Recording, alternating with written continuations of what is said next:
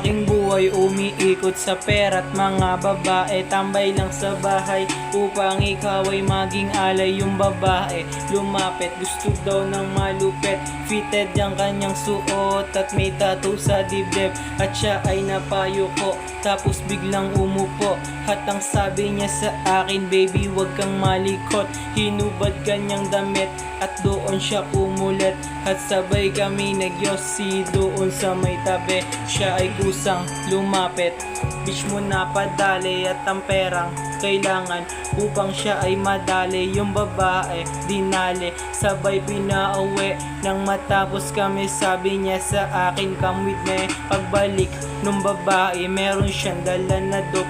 Gumilid na siya sa puno tapos siya na ay nagload. Pagkatapos niya magload, pinasa sa akin yung dope. Sabi niya ubusin mo, meron pa naman ako, kaso PSG na to.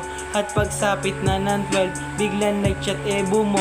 Kita daw kami sa spot, kaya amats na ako, kaya di ako pumunta.